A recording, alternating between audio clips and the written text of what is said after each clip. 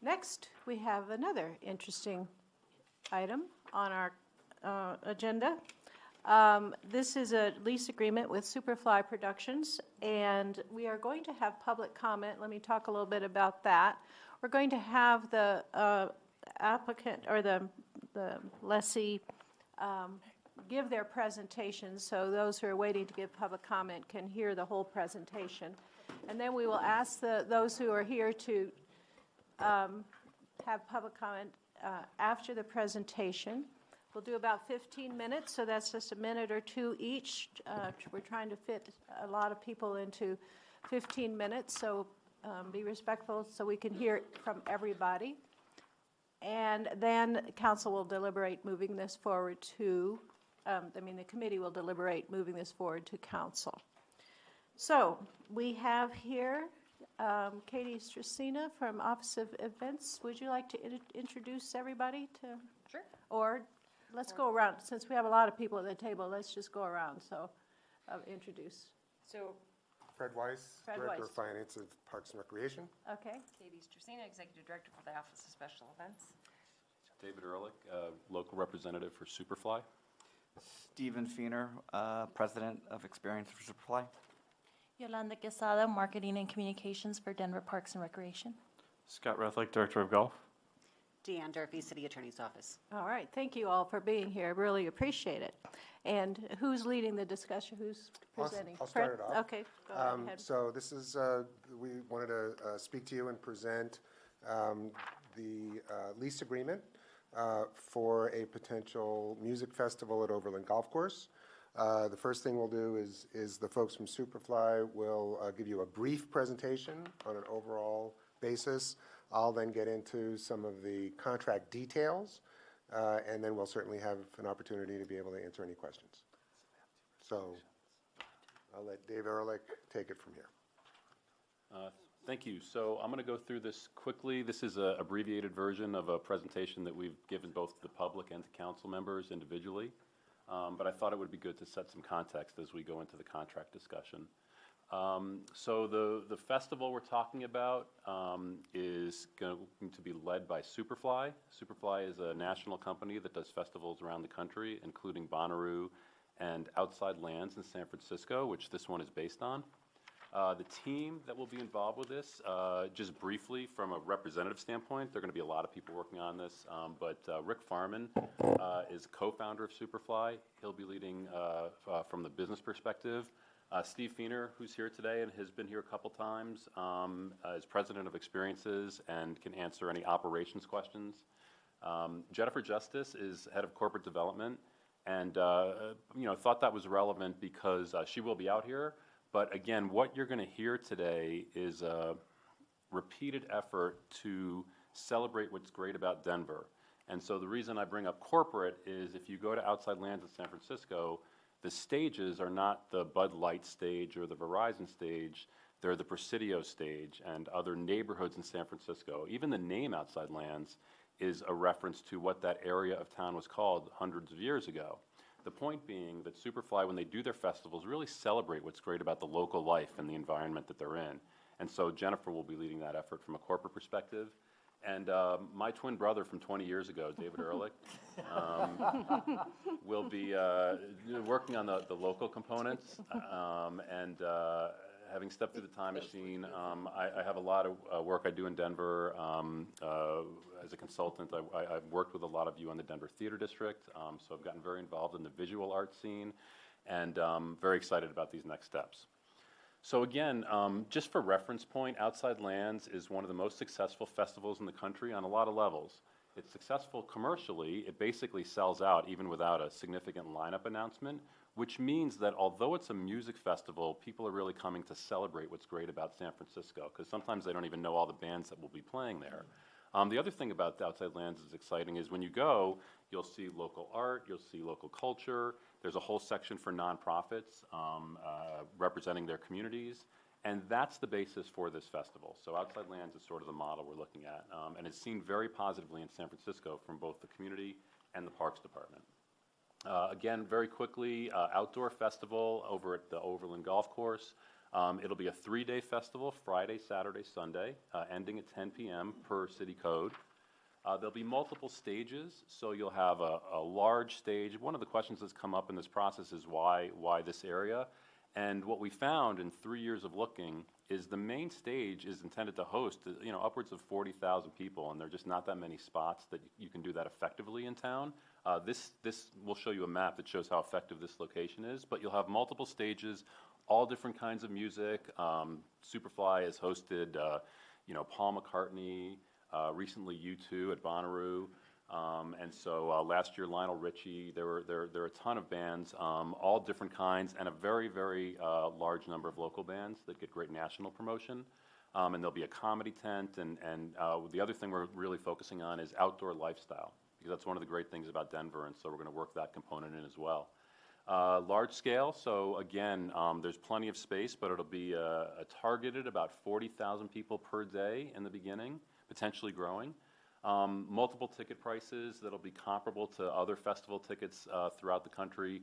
However, we are adding a component specifically to address a concern that came up in the community meetings, which was there's a wide range of economics within the community.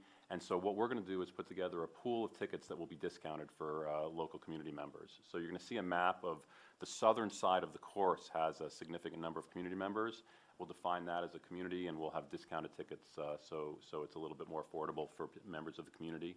And this will be, hopefully, knock on wood, if we get approval, September of 18.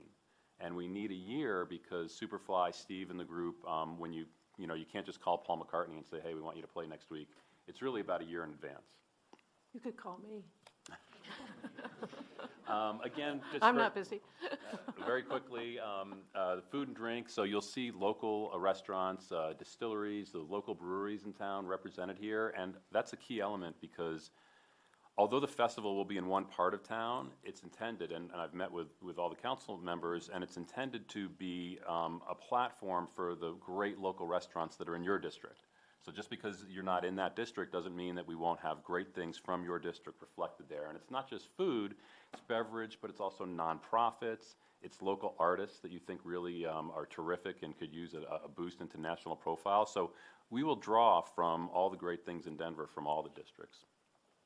Outdoors, so again, we're very focused on distinguishing this festival in terms of a celebration of what's great about the outdoors. We've already had a terrific meeting with Greenway Foundation.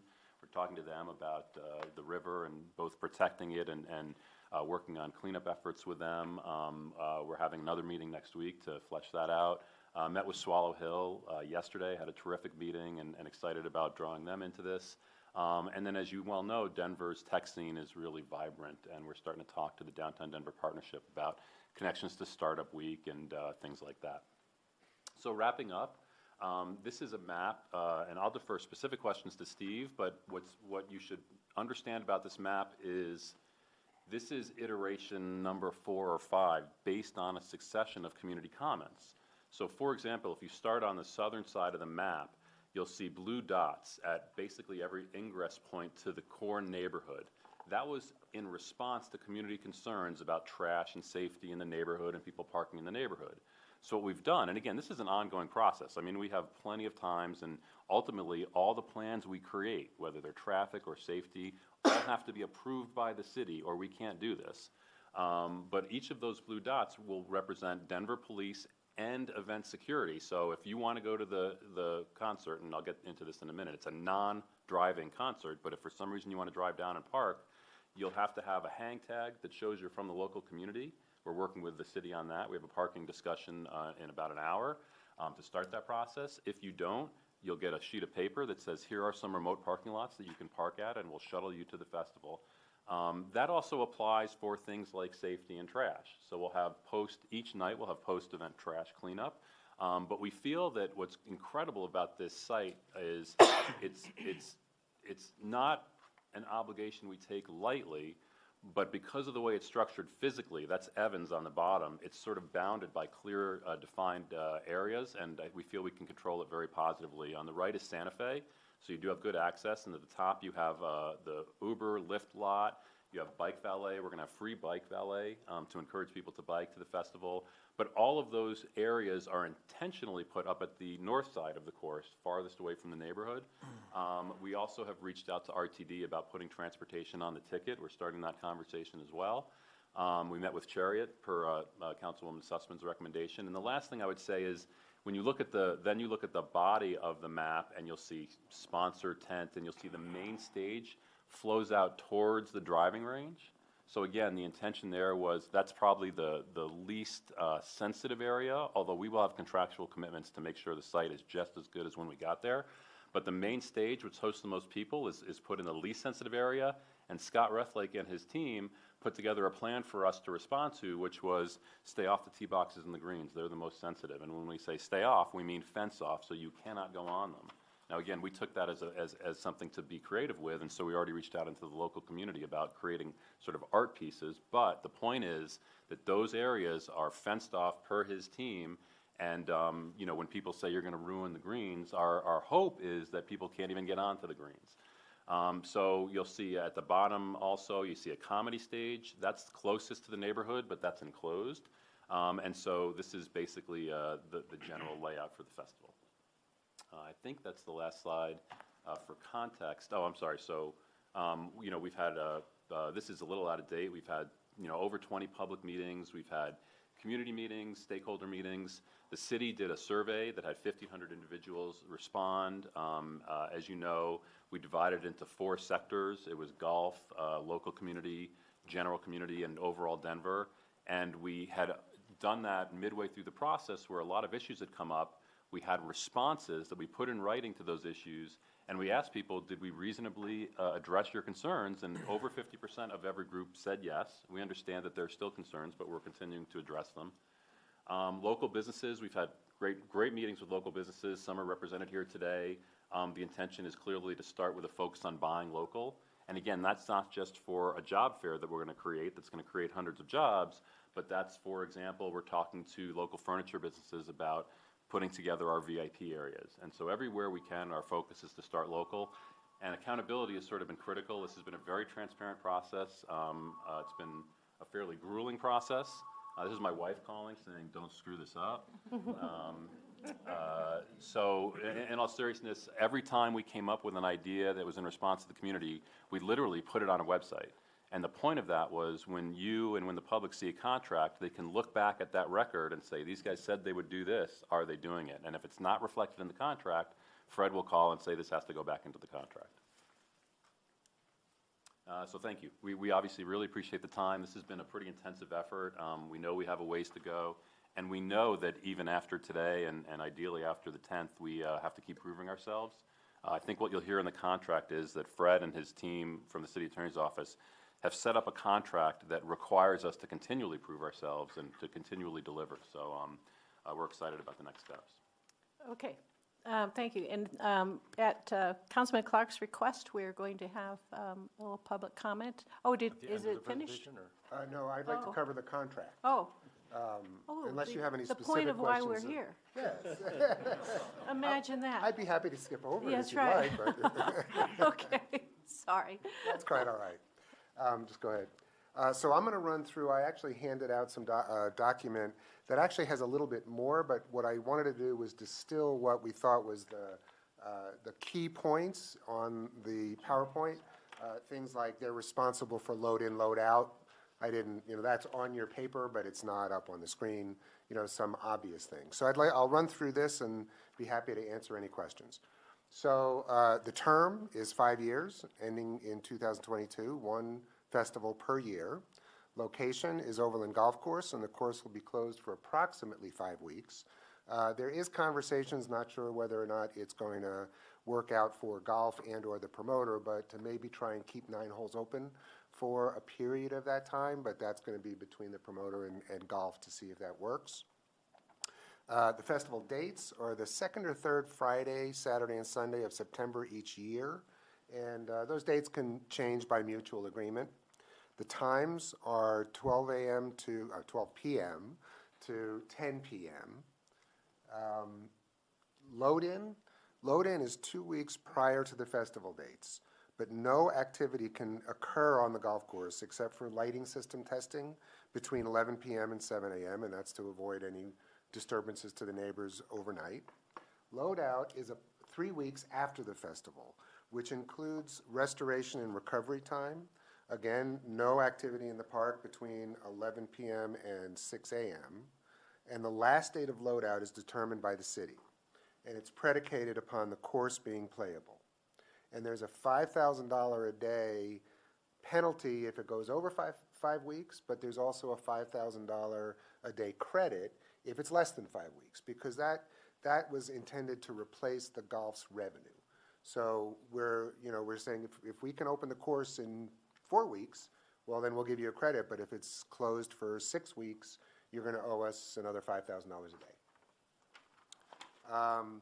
The attendance maximum is 80,000 per day. Fees. This is the financial arrangement. There's a $200,000 base rent, plus again the $5,000 that I just described. That goes to the Golf Enterprise Fund. $2 a ticket sold, that goes to the Golf Enterprise Fund. $90,000 for landscaping work, that's annually, and this is all annually, by the way. That's also paid to the Golf Enterprise Fund, and 10% seat tax.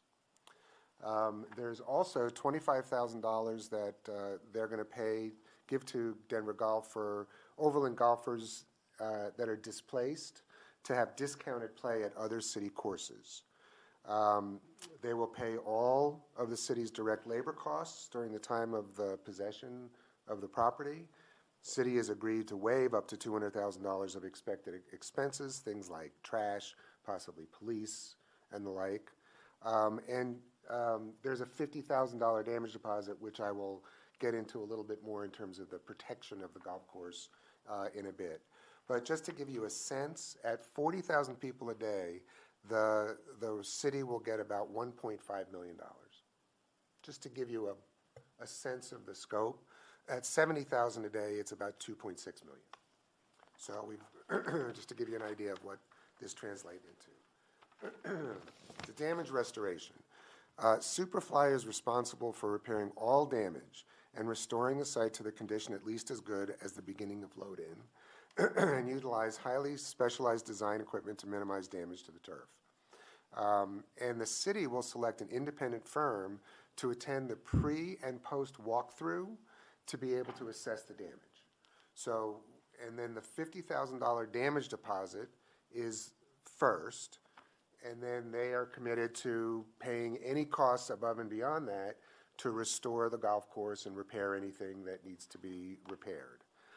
Just in case, though, we've said, look, I asked Scott Rethlight, Director of Golf, worst case, what's the cost of the damage? He said $3 million. So they will be pulling a $3 million insurance policy to cover worst case in terms of any damage. And as you know, insurance policies you can't collect that quickly sometimes. And so we've asked them for a $1.5 million bond that if we need the money, if they don't do what they say they're going to do and restore the golf course, we can immediately call on the bond to be able to get the repairs done. In addition, they are committed, the Superfly is committed to contributing $1 from each ticket sold to a community fund. And that fund will probably be managed by something like the Denver Fund or some other similar organization to be able to benefit the community, and there'll be a community advisory committee that will determine how that money is spent, obviously in conjunction with Jolin and others who have an interest. Superfly's responsibilities. So some of this is a little random because it was done in order of how the contract was written, but they're responsible for providing shuttle systems to the festival, to staff a free bicycle valet, to provide clean toilets, washrooms, hand washing units, provide garbage cans and all of the recycling, which they're very proud of in terms of their diversion rate from landfill. Provide security, public safety and crowd control, fire protection, emergency medical services, provide an on-site command center to accommodate all festival activities, a 24-hour hotline to allow Superfly to respond to guest and resident issues. And that includes towing, in case anybody, for some reason, does end up getting into the neighborhood, which frankly, we can't understand how that would happen because there's going to be DPD and security people at each entrance.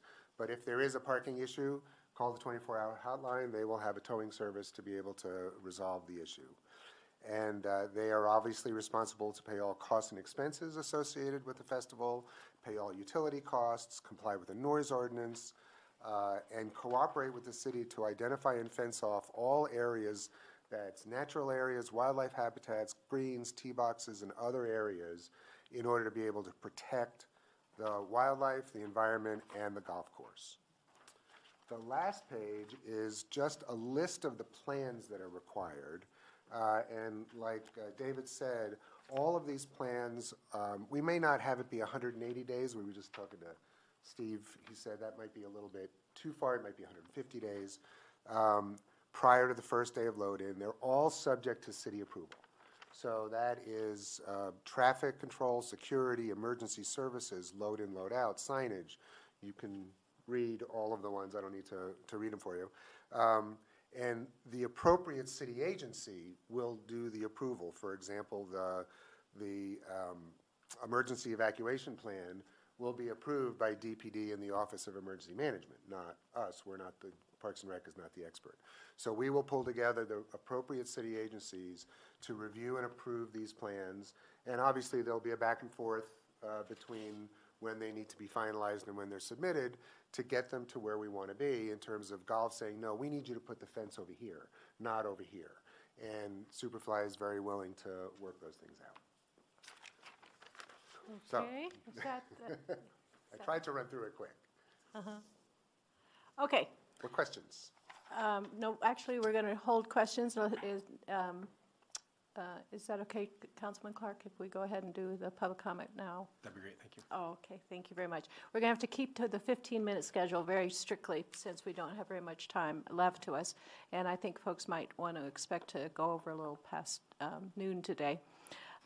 So we have the list of people, and your timekeeper is Zach Rothmeyer. He'll tell you when, well, are we going to do a 30-minute or just got a 30-second or a? I'll just cut you off at 2 minutes. Okay, 2 minutes, okay. So 2 minutes each person. We'll see how many folks can do this. It looks like we have 10 people speaking. And I'd like to call Max Hirsch to the podium. You can go stand up there at the podium and give us your name and address if you wish. Great. Madam Chair and members of the committee, my name is Max Hirsch.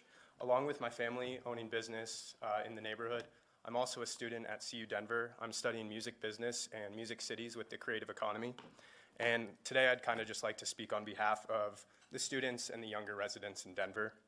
So first off, this festival is going to bring a lot of national attention to local artists in Denver. Whether that being on the local stage at the festival or when the festival ends at 10 p.m. Denver is an island, and it's very hard as an artist to get out of this island and grow national attention. There's not a lot of national attention for artists in Colorado, and this is a huge, huge opportunity for that. Next on that, this is also, the students and the younger residents are going to be able to discover this Overland neighborhood and the South Broadway neighborhood. Right now, the majority of the population is in lower downtown, Rhino, Capitol Hill, and they don't really know that this neighborhood exists, and they don't know a lot about the culture and the art and the amazing things that are coming into this neighborhood and the way that it's growing. And this will bring a lot of attention to this neighborhood. Lastly, my age group, specifically when graduating college and looking to enter the full-time workforce, we're now prioritizing location over employment. We're looking for a culture that we can live in and that we can thrive in and that we can be happy in and stay and grow for the rest of our lives. And once we find that culture and that location, we then look for a job there. So what kind of culture do you want Denver to have? Do you want it to have a great live music culture, a great arts culture that young people want to move to and want to stay in? This will do that for you. Thank you. Thank you, Mr. Hirsch. David Richter.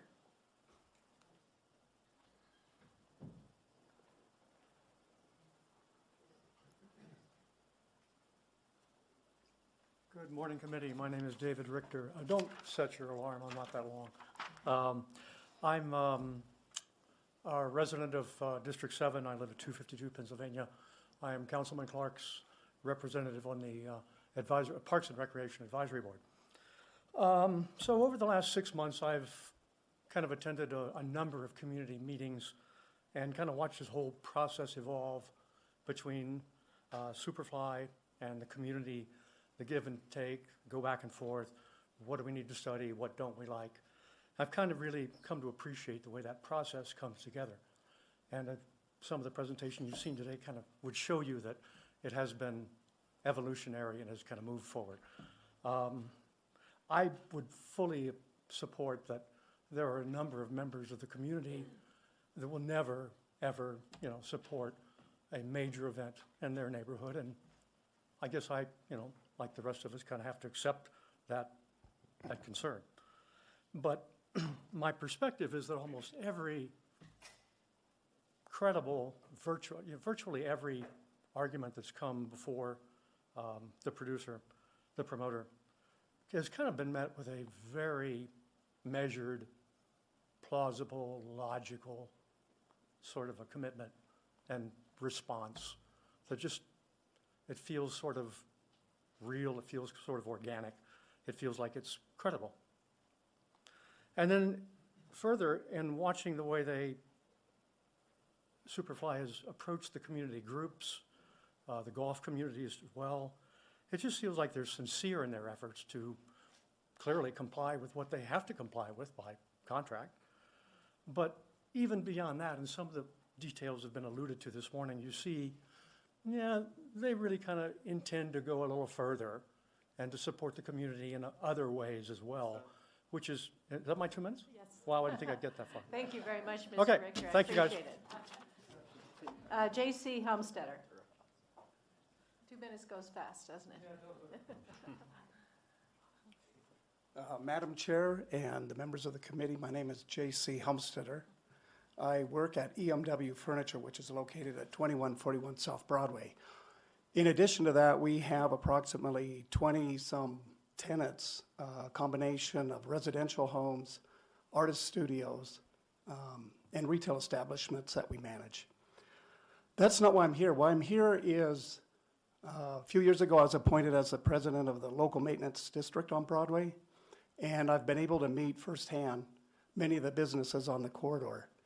And as you know, the commercial tax revenue that this city enjoys is a severe amount. We pay for pretty much all the improvements that are put along that corridor.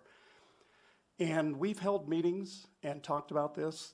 This group has been very good to listen to all of the members that come to the meetings.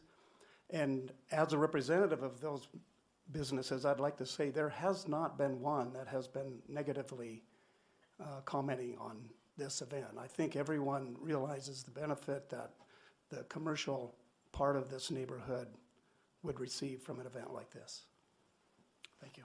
Thank you, Mr. Homestetter. Paul Bodor.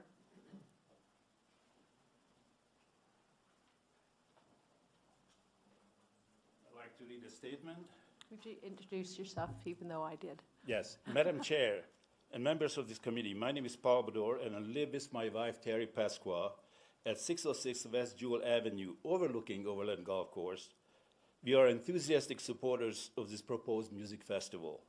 For starters, what is wrong with having yet another music and cultural festival in our city, a large-scale, diverse, and inclusive celebration, if it is well-planned and managed, and if it truly succeeds financially through large attendance, and it also results in bringing us closer together, especially in today's highly divided and polarized world.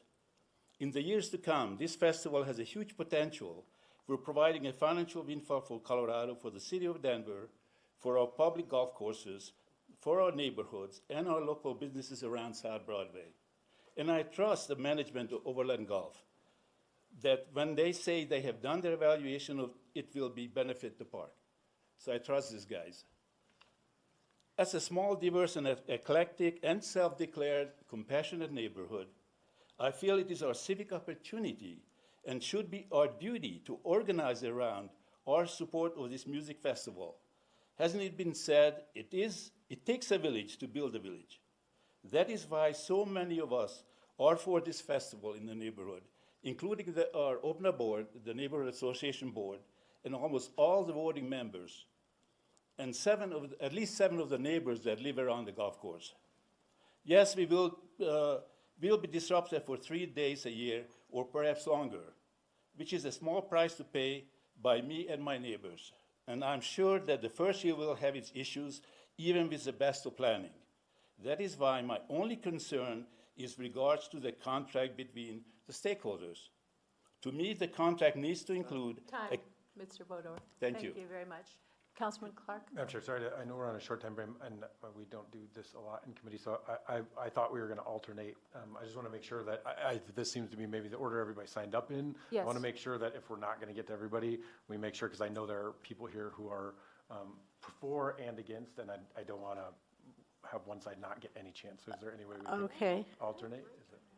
If people are willing to wait, give 20 minutes, we may have time for everybody. That would be There's my only perfect 10. situation, All right. everyone who signed up. Is that all right with the committee? Okay, means we may go over a little. Okay, thank you, Councilman. And then shall I keep going in this order? I'll go ahead and do that, Councilman Clark, just to keep going in this order. Okay. Jack Unruh.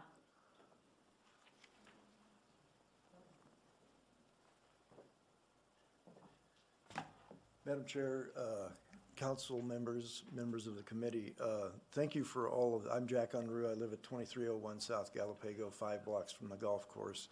I'm out on the bike path every day by the golf course and completely support the idea of the festival as being compatible with the current use of the park, which is first a park and then a golf course, and has a rich history of being a festival grounds in Denver. There are two transitions that I'm interested in. One is a transition for Overland.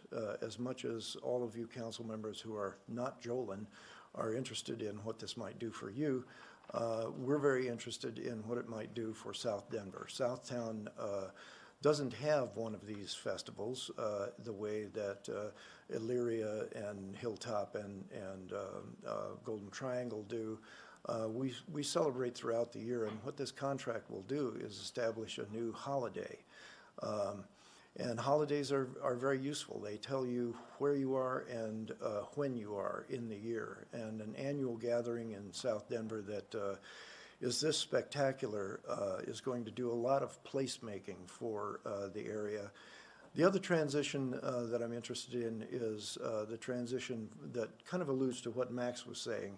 Young people come here for a great lifestyle. I think that by being very pro-social in the way that we reflect, as Superfly does in their business model, the local culture, we will have a chance to help transition people from not only showing up for a great lifestyle, but showing up as citizens of a great city. That transition we all went through, those of us who are old enough to have done so, which is everybody. All right, thanks. Thank you very much, Mr. Unruh. Ronnie Crawford.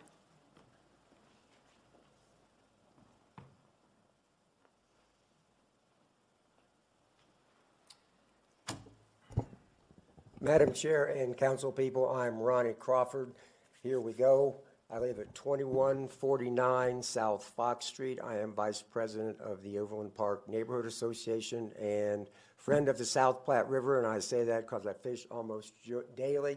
Joe's smiling. I'm trying to get him and his kids out there. I support this and the fact that I've been on the fringe of the Denver art and retail community for 35 years. I started a store in 1978 on South Broadway called Rudely Decadent. Paul can attest to that. I started running ads with his paper about 1980. I have dressed all the bands, fitted the bands, the theater groups, the museum curators, the Clash, the Pretenders, Stray Cats. They all somehow find my little store and bought clothes. I support the community. Phil Bender used to work for me in 1980. He'd hit me up for $5 a month to pay rent on Pirate Art Gallery when rent was $50 probably or so. I don't want this to be an opportunity lost for local Denver retail and the neighbors of Overland and along the Broadway corridor. This is a great chance to highlight our neighborhood. And looking at my notes here, I am currently a bartender at the Skylark Lounge, been there 19 years. I deal with the young kids, the millennials and everybody, and they are so excited about this. We've been talking about it for months, telling them about all these meetings that we go to and everything. And I want to support this. A couple parting comments here. I could probably talk for 20 minutes. I'm going to make it less than 3. I don't want this to be an opportunity lost for Denver and Overland Park neighborhood. And happy people don't vote. Thank you. Thank you, Mr. Crawford. John Devine.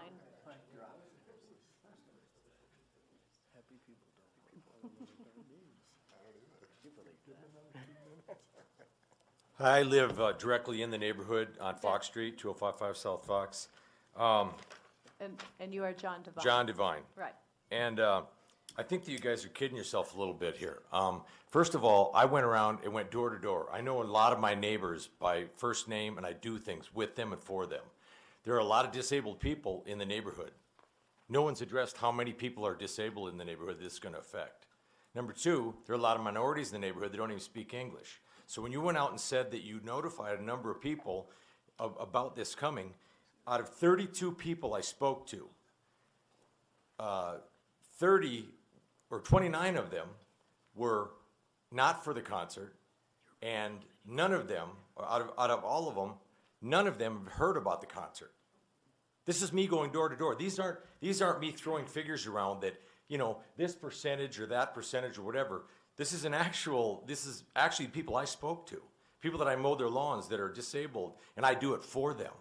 I know my neighbors. All this stuff that's going on here, you don't know the neighbors there. You're shoving it down their throats. I mean, if you want to be a part of that, be a part of that. And I do know that this could be good for the neighborhood if it was done right, but you know what? It doesn't have to be in this neighborhood. And and that one comment about this is a park first and a golf course second, it was a golf course first and a park second. I think that putting 2,000 cars, just 2,000, let's say there's 40,000, 80,000 people there.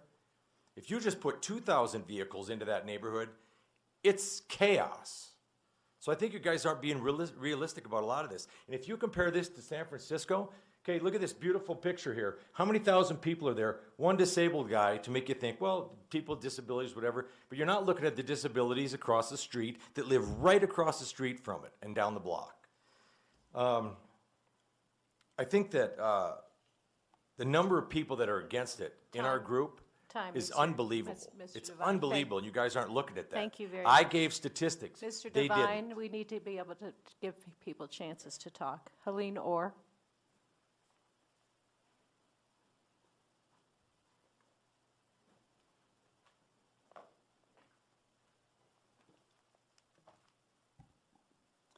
Thank you, Madam Chair, council people, and other folk. I have 2 minutes. This is add up to about 8 minutes, I think, that I've had a chance to actually express myself as a neighbor. I'm Helene Orr, live 540 West Jewel, ground zero for this festival. So very briefly, I want to address a couple comments quickly. Some of the folks from there mentioned that the neighborhood is in support of that. Absolutely false. Really, that's just mendacious. Green represents people who are against it. Pink represents people who are for it. And this is verifiable, petition door to door. Here are their addresses.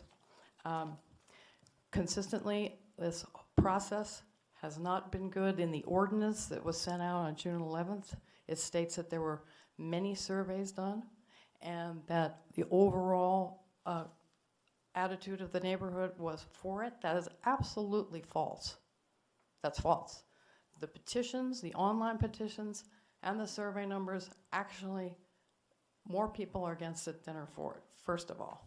There was only one survey done, to my knowledge, a blunt and unreliable survey, which could easily be corrupted And as the online petition for the festival, people from Sacramento, California, Ohio, Illinois said they were for the festival. Why are these people being counted as determining who is for this festival and who is not? The neighborhood has been discounted. Our neighborhood association worked against us, scuttled a vote. We weren't able to actually vote on the subject. I don't want to say too much about the process and how it started with Councilman Clark, but we have felt we were told to shut up about the process when we were first told about it. And I'm very disturbed about the trend and what this means, and the disrespect and disregard for the character and the vibrancy of my neighborhood. Thank you very much. Thank you, Ms. Orr. Joanne Weiss.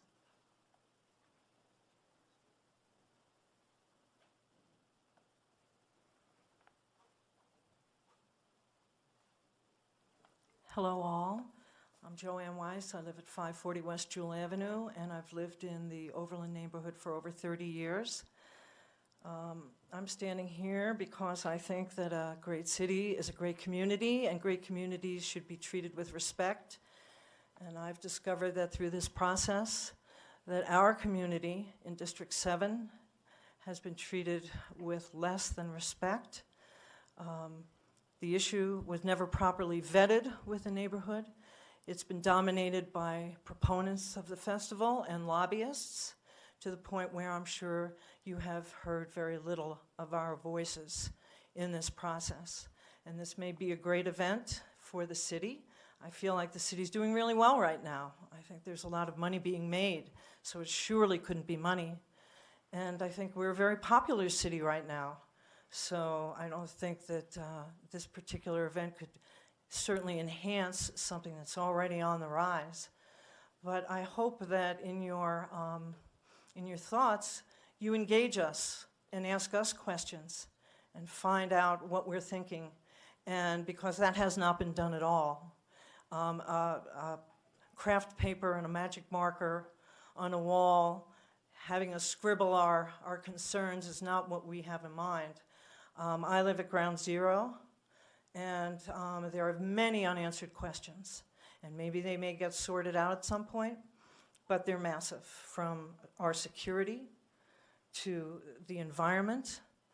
There are 1,000 trees on Overland Park, 1,000 trees, and we are a 2-by-4 block neighborhood, and with little egress, and what we're facing is rather scary. So we need to talk.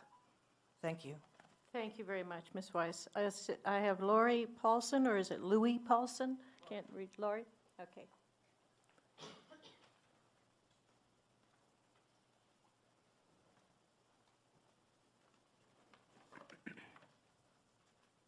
My name is Lori Paulson. I live at 520 West Jewel with my husband, Mike. I am here for the people that can't be here, that are disabled, that are handicapped, that have to work. I'm speaking for them. We are the ones, we have a quiet, peaceful neighborhood that we have worked together on. Our crime rate's low. We follow the laws. We care for each other. If somebody's sick, we're over there to help, okay? Give them something. Dog's lost, we know where it goes. It's going back home. Now, what you are proposing, not only is this a historic golf course, which nobody seems to care about, but our neighborhood and the Overland Park Golf Course are adjacent to the former Shattuck Chemical Company site, which processed radioactive materials. The radioactive waste under the railroad tracks was not cleaned up.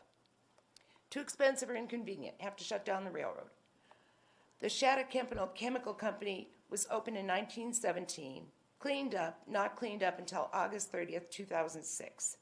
Now you plan to develop apartments and have a festival there where we don't know, none of the soil's been tested. We don't know if the soil's contaminated in the golf course. They didn't do soil testing. They did water testing twice. The well caps are still there. My concern is you guys have the power to choose life or death. People will die. We have fragile elderly people here. And the stress of the music alone, of noise, is going to destroy them. We are quiet. We get up early and go to bed early.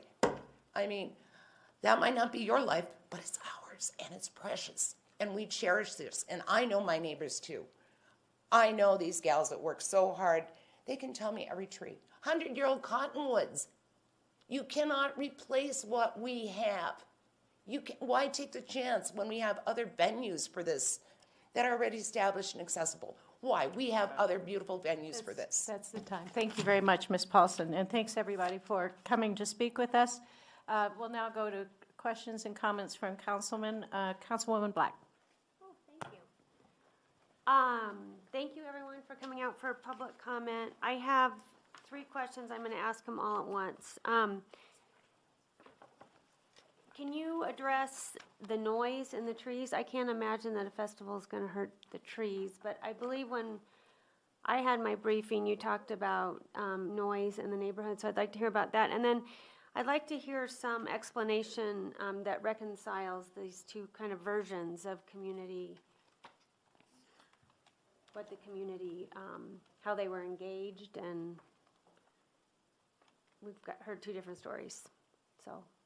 So the first question to the presenters and the second so. one to Councilman Clark? I think so. All right, Thanks. thank you. So I'll start and I'll turn it over to Steve. You know, in terms of the noise, the contract will provide that we have to live up to the current dB limits in the neighborhood for any kind of event. But we want to go farther than that. And so part of what Fred mentioned was we will have a 24-hour manned hotline. If somebody has a concern with noise and wants a dB measurement, we will go out with the city and we have to respond, you know, to that issue within 30 minutes. We'll go out with the city, we'll measure, and either we will be in compliance and we'll let the person know, or we will adjust the sound to come within compliance for the noise. So we feel very comfortable, and again, Outside Lands is similarly located near neighborhoods, so we feel very comfortable in terms of the compliance with any noise issues whatsoever, and we'll end the festival at 10 p.m. Per statute as well. As it relates to the trees, I will defer to Steve.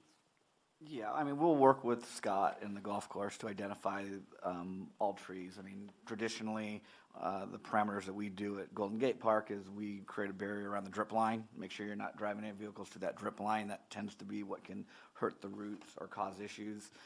So we'd work with the golf course to identify those areas. Just as they identified the greens and tees, we are trying to readjust our map to work around those concerns, and that'll be our approach here.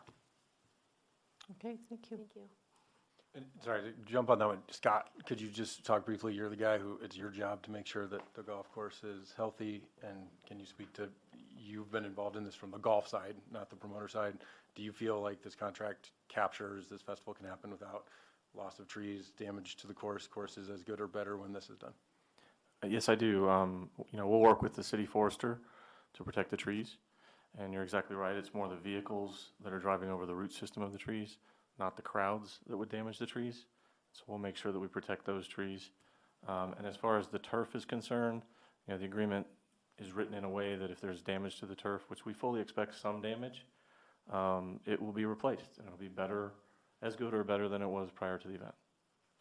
And then to your second question, unfortunately, there's not a roadmap for this. There isn't a process like we have with rezonings that says you do this, and then you do that, and you do this, and you do that. And so, you know, no matter what the public process was, there are people on the spectrum. There are people who are for this no matter what, and there are people who are against this no matter what. And it was there. I don't know that I could have done something that everyone would have said the process is good if they feel like things aren't going. So I did the best that I could, and I'm sure that it was not perfect. I'm sure that it was wrong, and I missed the mark, but there wasn't a roadmap. And so I started with, I said, let's go first to the RNO. Those are the people who have been elected by their neighborhood. They're the people who have been showing up. I mean, these are guys, Jack and Ronnie and all these guys over here that I've been in the trenches with long before I was on city council, working to unlock the Shattuck remediation dollars to make sure that they were invested in this community and not downstream for $30 million worth of river improvements. These were the guys who've been in the trenches fighting the fight. So I went to them first, and then we went from there to the Overland neighborhood because it affects them more, and then we invited the adjacent neighborhoods to a bigger meeting. We met with golf, the men's club and the women's club, just a meeting for golfers. You know, there were, as you saw, a lot of meetings. There were surveys where they statistically valid surveys, or did someone canvass every single door? We don't do that for rezonings. We don't do that if somebody comes and wants to put a high-rise next to you. Oh, wait, sir, you're not, go ahead and keep speaking, Councilman. I did the best that I could. I'm sorry. Did that answer your question? Councilman Wait. Black, can I add one thing to her question? Sure. Just the only thing I'd add, because I would like to say this publicly, is I've gotten to know Helene, and I respect her opinion, and I think I offered through Jack to meet with her, and she declined, which was entirely within her rights. But I would like to Let us deliberate, please. but I'd just like to reiterate that offer to meet, with Helene whenever she would want to. Okay, thank you. Now, you had a third question, didn't you, Councilman That Black? was all of them, yeah, No. thank you. Next up is Councilman Brooks. All right, thank you. Can you guys name let's talk about a Superfly city that you're doing the event, it's right next to a neighborhood, and the remediation that you put in to kind of... Yeah, I mean, Outside Lands is a perfect example. It's the middle of Golden Gate Park, so it's a public park that had just the same concerns that a lot of the people are bringing to here, where people play soccer every day with their kids, where people run on the tracks, where people just go enjoy that space. You're within probably 2 city blocks on either side of that site of the Richmond district and the Sunset district. How far was the soundstage from the neighbors? I mean, I don't have the exact thing, but our main stage is, again, probably about 2 city blocks from where your first house would be. Okay. What we established is we went out, met with the different neighborhood associations, met with the different supervisors. What we found was a big advantage for us was creating this hotline that people could call in so we could track complaints and issues during the event, pre-event and during the event. So we're then able to go back at subsequent meetings every year and say, what issues came up? And then we were able to address those issues. So, the first year we learned that people were starting parking in people's driveways. So we hired tow truck companies, worked with the police to make sure that we were addressing that and making sure that people's cars were freed up. Sound nowadays has turned greatly on how you can control sound and where it points and where the direction it can go at. Used to be a point where sounds were wide open. That's helpful. Let me ask you one more question just around that, if I may, Sure. Madam Chair. Do you have a representative who would, from Golden Gate Parks, one of those neighborhoods, who we could talk to and just talk about the process at all? Yes. Okay. And That'd be helpful. I'll also point out that they already have connected the neighborhood equivalent of the president of the RNO with the RNO of Overland to have, and they've had conversations. I think that's really important. And then the other thing I would just say is, I guess the concern, and I think one of the speakers said, I've spoken a total of 8 minutes, and we're not going to have the full debate here. We don't have the full council here. This is a committee where we kind of work on some of the smaller issues. But Councilman Clark, we are going to have a courtesy public hearing. Absolutely. Okay. Perfect. Thank you. That's just what I was going to mention myself, so thank you for mentioning that. Are there any other questions or thoughts? Yes, Councilman Kashmann. 70 questions, actually. When are we going to see a contract? Don't know exactly. We are in the final stages of the negotiations. A great deal of the contract has been drafted, but we're going back and forth. I might ask Deanne, 2 weeks, maybe? Well before the first reading, we will have a final contract. There's one. If it's to move forward. There's one reading on this, right? I'm sorry? Yes. Yeah, there's I'm just, still old yeah, school. it's just one night. Yeah, July 10th. People ask me questions all over. So, with a contract like this, I'm concerned that we're going to have enough time to actually look at it. Well, we will do our best to get it as soon as possible. We are working on it all the time right now. Okay, I have a no guess. I'm sorry? No guess. You said a couple of weeks, okay. Well, maybe even, actually, this is, what would you say? So A couple of weeks. we are certainly Yeah. working on exchanging drafts back and forth between the parties, and as Fred has already, but Deanne Durfee with the City Attorney's Office, sorry. As Fred has already represented, he's gone over what the significant deal terms are in this, particularly those that impact the neighborhood. Those are in the draft. There's not any debate or negotiation between the parties on those particular issues. We're looking at some of the other logistic issues to try and finalize some language on it. So we're not far at this point, but obviously we're going back and forth, and it takes some time. Yeah, and with all due respect to the people working on this, things change before a contract is final. So I'm looking forward to seeing the actual contract. If I can interrupt, I'm wondering if we could request at least, I'm going to say 10 days, 2 weeks, so that if the contract can't be done, perhaps we move it, council, I guess I should actually move the date that it's heard at council. What do you think? I mean, maybe we can set the standard to say we'd like to have 10 days or 2 weeks for the contract, and if it can't be done, that we move the date that it's heard at council. What do you think? I think that would give me a greater comfort level. I don't want to, just fine folks. I know most of them. I've had a chance to meet Mr. Ehrlich. But this is a responsibility I think we need to take seriously. Okay. I would think 2 weeks to look at the contract would be reasonable. What do y'all think about Well, that? we met with Councilman New and talked to him about 1 week. My only concern, and we're certainly willing to, I think we would not easily, I think we would get there in terms of a full week. I think if you're, since it's the 10th, I think 2 weeks is probably not that, just probably a couple days from now. I've lost track of the dates. But I mean, if council could get it a week before, and part of that was in contrast to what we had heard, which was oftentimes you get a contract that night. So I guess I would hope and suggest if a week before worked for you, we feel comfortable from our side that we will be responsive and could certainly live up to that. How about 10 days, like June 30th? Could we see, how's that sound to you, Councilman? A week sounds, this isn't the only thing we're doing in life. And it's an important contract.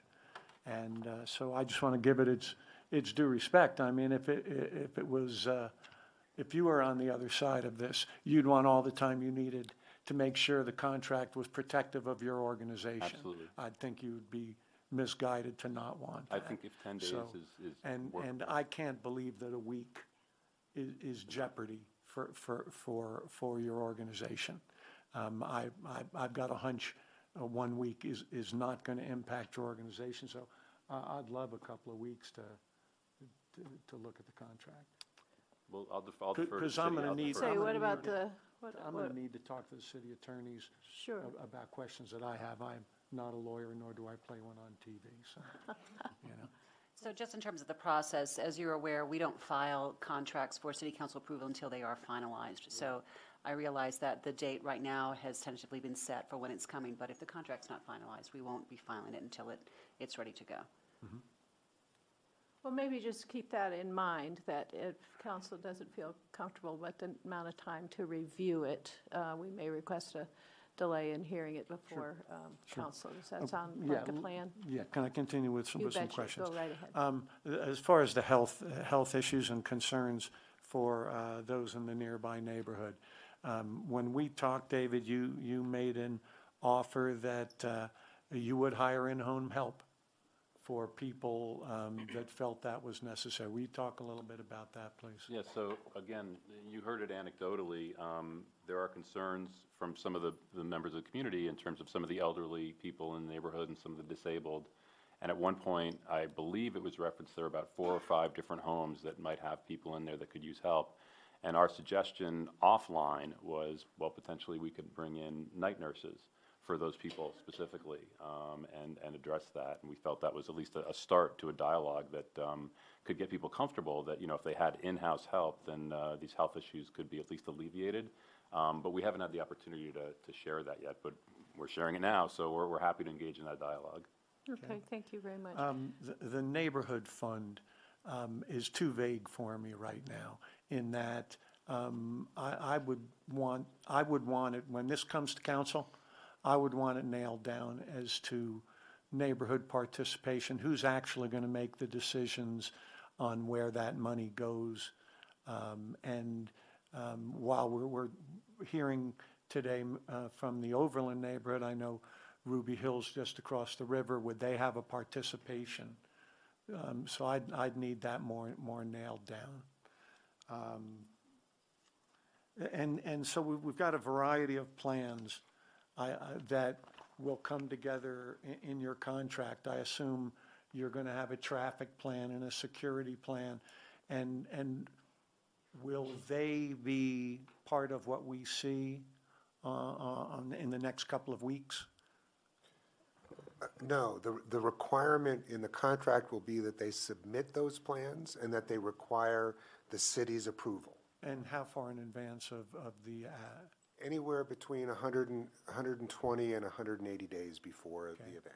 And so who approves those? Manager of parks, or is there a number of city agencies? What the punchline is, can we have an agreement that there would be council involvement in that stage? Because so much of this contract are these individual contracts, the parking management and all that stuff. And I'm not saying 13 members of council, but I'd love a member of council, 2 members of council to have an opportunity to participate in that level. So just throwing that out there. Logistically, I don't know how that, so that was the plan. So for example, the traffic plan.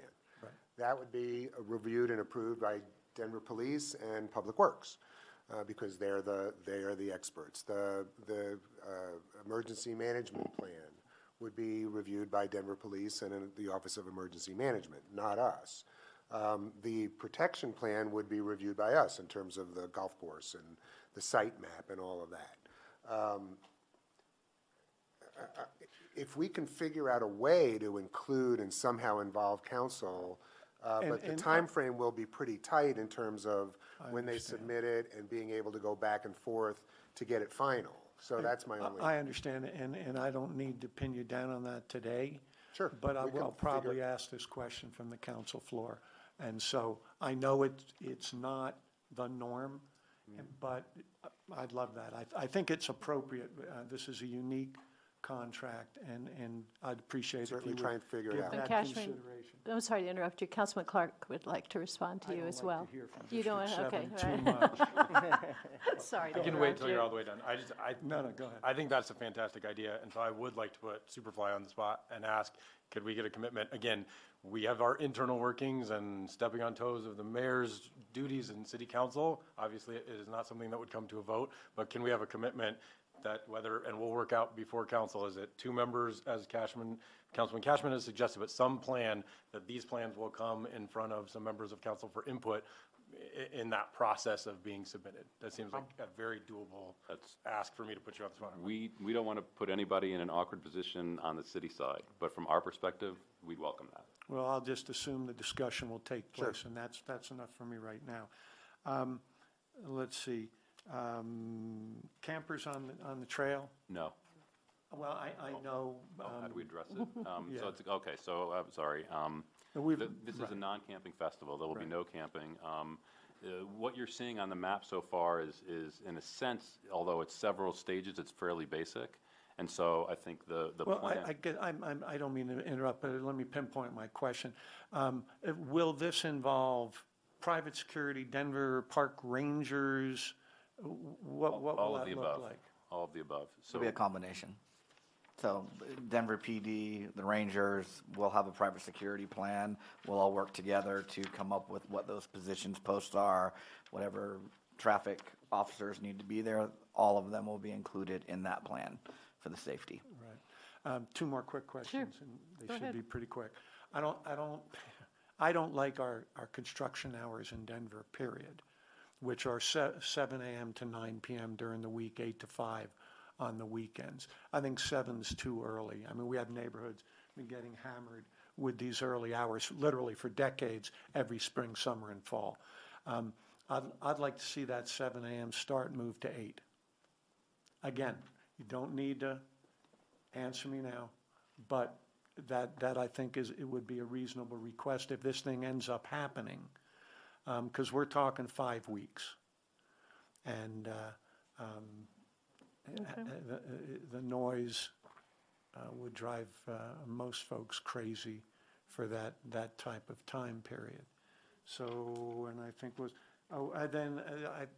we talked about this a little bit, the escape clause, okay?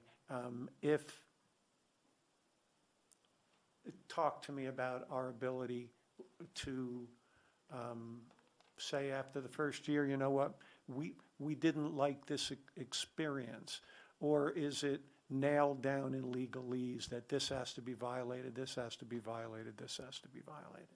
Well, Deanne can expound further, but the out clause, the termination, is based on the contract.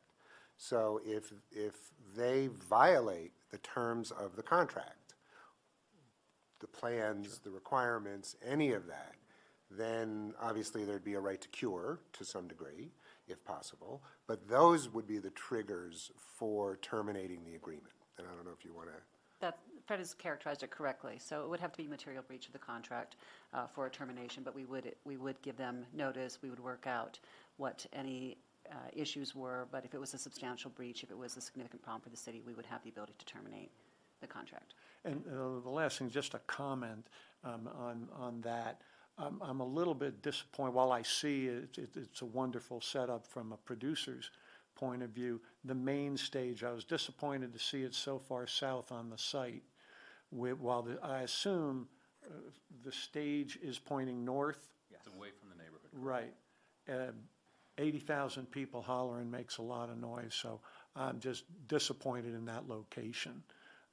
So, you know, you guys are going to design your site, but that there's an awful lot of people hollering close by. So, just wanted to throw that out. Okay. And I believe that is. Oh, is Mr. Boder still here? Yes, sir. How many? So, Mr. Boder, I think he's going to ask you a question. Do you want to come and stand or one of these I'm sorry to microphones? The question being, talk to me about the Overland Park Neighborhood Association. How many active members? How big is the board? How many people show up at your meetings usually? Well, typically it could be 10, 20, 30 people. But what it is, you got the board and you got voting members. Right. And voting members are the ones who pay the dues. And a decision was made not to do a vote because it was pretty well seen that the voting members and the board members were for the concert. And so if you had done a vote, it wouldn't have given opportunity for the people who were not for the concert. Okay, thank you. Okay. Councilman Herndon. Councilman Espinoza, did I skip you? That's No? okay. No. Oh, he wants to just make a comment. Did you have questions that you wanted to do? One question, two comments. All right. One thing you can put in the agreement is a required post-mortem, lessons learned meeting with the community, district council person, DPD, DFD, golf, and public works. So that you can sort of do a follow-up of the conversation that you were just explaining. And if there are complimentary tickets that Superfly still, I would ask that you put in the contract that you would still pay on those complimentary tickets that you would still pay to golf, the $2 to golf and the $1 to the community. As they will still be impacted just as much by complimentary guests as they will be by paying guests. So if you do have complimentary tickets, that at least something, that they're still treated as such in certain regards. The one question I did have is regarding the decibel levels and coming out to the community is, while our ordinance is good about, detecting, addressing those sounds that you can pick up with a decibel meter, one thing that we failed to do, and I don't know that the science has caught up to us yet, is infrasounds. you know, the sounds you feel, not hear. And with a concert for 10 hours a day for 3 days, you know, that is something that is, do you guys have any protocols to mitigate infrasounds if a resident is being impacted by not sounds that you hear audibly or hit the threshold, but something that you feel? Because as somebody who lives next to my stadium, I know that I have put my head on I couldn't hear anything going outside, but I could put my head on my pillow and hear in my head from events that were occurring outside the stadium on the opposite side of the stadium. So is there something, do you have protocols for that?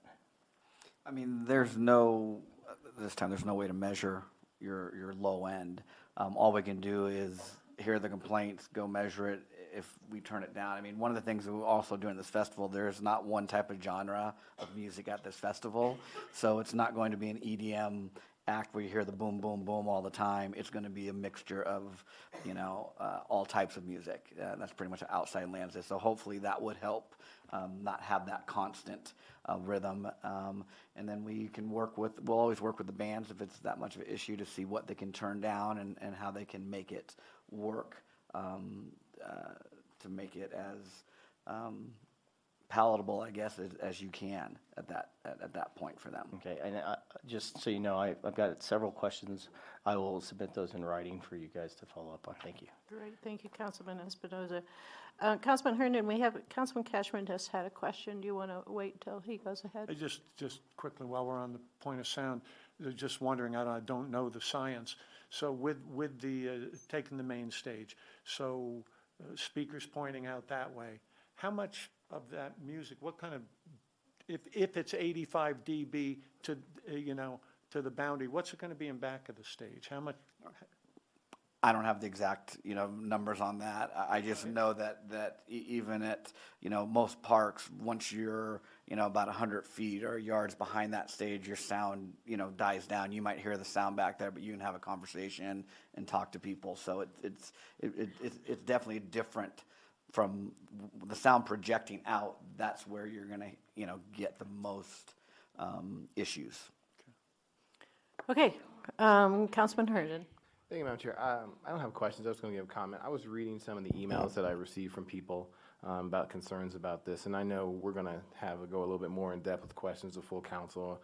But to me, I'm looking at, is there anything glaring that I believe has been missed in regards to moving this forward or not? And I believe that in this instance, from the council member, from the RNO, and even to the promoter, people have worked really hard to hear what people are saying, and I'm not naive to think that we're going to address all those, because there's some people that just don't want it. But I am comfortable moving this out to the full council.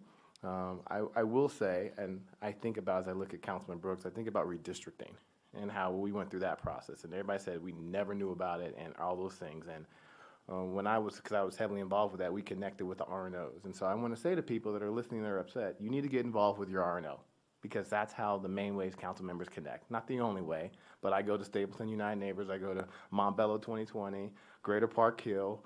Those are the industries that I communicate with. So if you're frustrated with your RNO, you can be that difference maker in becoming more involved, because that's what I'm hearing in some of these emails and what people are saying. So I'm going to encourage people to get actively involved. The one thing I would add is, you know, I consider myself to be an educated man, but I don't know anything about engineering, traffic, safety. And so for me to go up to DPD and try to lend my voice to how something was done terrifies me, to think that council members, if a council member wants to go see the safety plan, go see it. But if a council member weighs in versus a police officer that's been done it for years, I think we should question that. And I too think there's a concern about the construction timelines, but I think we should change the law. I don't think we should tell this individual, you have to start at 8 if the law says you start at 7. And I'd be open to that conversation of council members, because in Stapleton, as we continue to grow that community, let's have that conversation. So I would love to do that. But to tell one individual you can't start between the laws, I think that's something that's just really not fair. But steps aside, Barb, my apologies. I'm comfortable, and I look forward to you continuing to have conversations with the community, and I appreciate you saying that I'm still willing to talk as this moves forward, because I think that's a testament to willing to work with them. So that's all, Madam Chair. Okay, thank you. Councilman Kashmann? Yeah, I just wanted to respond, just say, I'm not an engineer, I'm not a cop, I'm not a traffic planner, but what I'm able to bring to that discussion is the concerns of my community, that's all. To be sure that that element, I mean, Parks is going to be looking from a Parks perspective and so on. So that's where I was going with that. Thank you.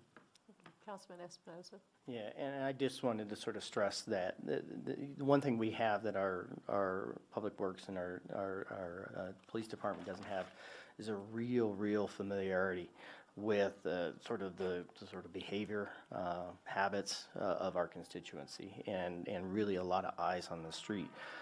So as somebody who lives, a block from the stadium, who experiences multiple events a year, plus multiple, the Susan B. Komen, Denver, the Colfax Marathon, a lot of events that sort of circumnavigate my specific neighborhood.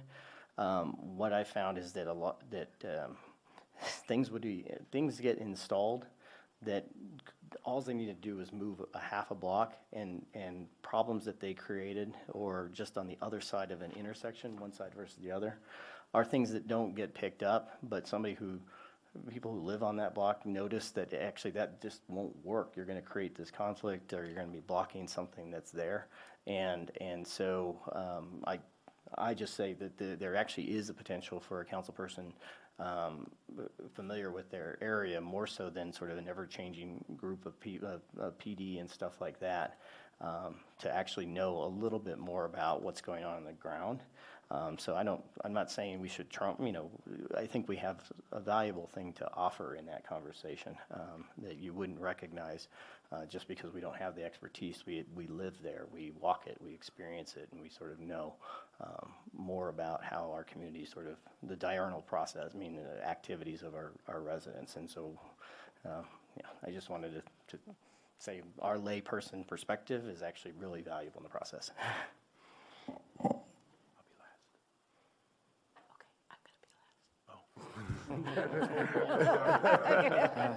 Okay. You go right ahead, Councilman Clark. Thank you, Madam Chair. I quickly to jump on that, I totally agree that council members should not be trumping police recommendations, but I also think that there are a lot of things as I've gone through this process where, the blocks that we see on this map are affected in a very different way than the people I represent in Ruby Hill and the people I represent in Platt Park. And making sure that when this parking and management plan comes in, it is addressing the concerns of all of that. I think that is the representative voice that we can bring to that process. And so I still remain very, very supportive of that. Nobody on the side of the table is a stranger to the difficult nature of decisions like this when I have constituents who I care about and respect on one side and constituents that I care about and respect on the other side. And it's not easy. That's what I said in one of my emails that I sent out. But this is what's in front of us. And I think right now our job is to look at this and say, are we ready to open the microphone again on the floor on Channel 8? And are we ready to talk about it? I think there are still things, and I think what I heard loud and clear, and I will second, is that this doesn't have to happen on July 10th. There are things that have to do, and I will beg and plead with everybody, especially on the city side. And I know everybody's working really hard. I'm not attacking that at all. But this is really important to get that contract done as soon as possible and give as much time if we're going to stick with this timeline, because we don't have to.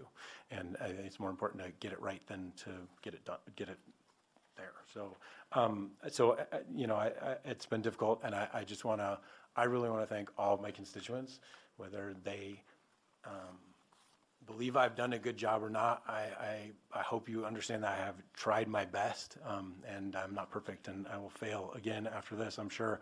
But I appreciate you coming and taking time in the middle of the day to speak your piece and your perspective. And I hope you will come again on Monday, and I hope you will continue to be involved in this process. Even if the end outcome is not what you want, we still need your voice to be a part of this. So thank you for being here. And with that, I personally have been spoiled because I have inserted myself in this process a lot and asked a lot of questions before we got here. And so I am ready to move this on. But that's why I deferred on questions to all of you who haven't had that. Thank you, Councilman Clark. And I too want to iterate your very nice words. Very thoughtful presentation, very thoughtful work that's gone into this, very thoughtful comments from from the community. I appreciate y'all taking the time to come here and do this. Appreciate the time the council has deliberated on this and changed their plans in order to be able to talk a little bit more about this. So with that, do I have a motion to move this forward? So moved. And a second? Second. Okay. Is there anybody in opposition to moving this forward? And seeing none, we will move this forward to council. Thank you very much. Thank you for your time. Thank you.